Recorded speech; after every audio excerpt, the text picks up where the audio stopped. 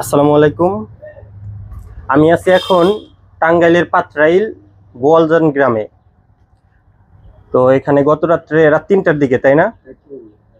রাত 3টার দিকে একটি গ্যারেজে আগুন লেগে 2টি সিএনজি, একটি অটো পুড়ে ছাই হয়ে গেছে। আর এটা হয়েছে মানে ইলেকট্রিক শর্টের কারণে। এখানে অটো চার্জ দেওয়া হতো। এখানে এটা এটা দেখাও একটু। এখানে একটি লোক ছিল। তো লোকটি আপনার এই আগুন ধরার খবর পেয়ে সাথে সাথে বের হয়ে গেছে, ওনার কোনো ক্ষতি হয়নি। এদিকে দেখাও একটু, এদিকে দেখাও, এদিকে দেখাও, দেখাও 2টা সিএনজি আর একটি অটো পুরো ছাই হয়ে গেছে। এদিকে আসো, এদিকে এসে ভিতরের দিকে দেখাও, বাইরে দেখাও, এদিক থেকে দেখাও। আর উনি মনে হয় দরজা দিয়ে বাইরে গেছে, ঘরে যে লোকটা ছিল, তাই না?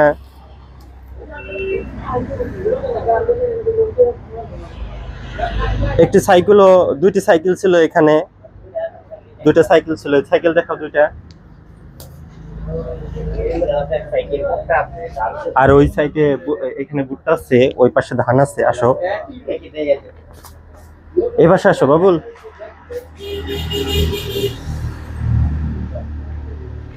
থানাধীন পাত্রাইল এলাকায় বোয়ালজান গ্রাম। এইখানে ধান ছিল না, সরিষা না ওইগুলা নাকি ভুসি? সরিষা পুড়ে গেছে সব, ধান তো পুড়ে গেছে। ধান তো তা ভালোই ছিল, 10 মনের মতো ছিল মনে হয়।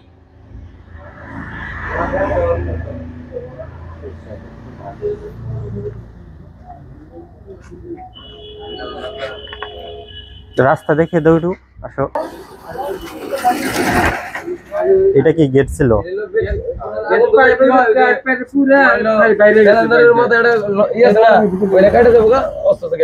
আগে গ্যাসে লাগিয়ে গেছিল, তো পুরো ছড়ে গেছে। 2টা সিএনজিতে একবারে লাগিয়ে গেছিল গ্যাসে।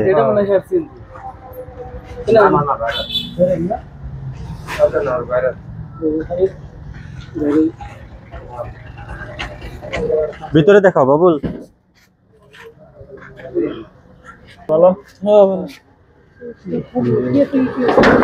2টা সিএনজি, একটা অটো পুরো একদম ছাই। যাও যাও, ভিতরে আসো, ভিতরে দেখাও, ভিতরে।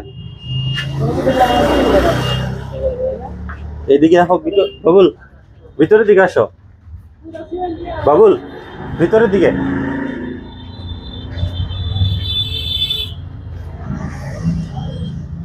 ভিতরের দিকে দেখাও। 3 ঘন্টা পরে পড়ছে না?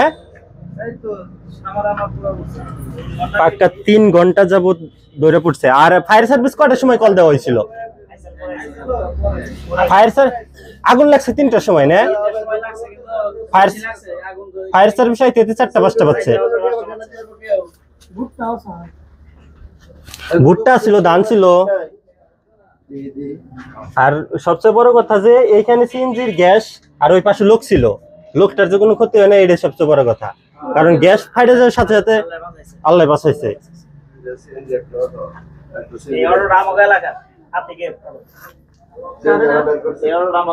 ঠিক আছে, পুশ করে দাও।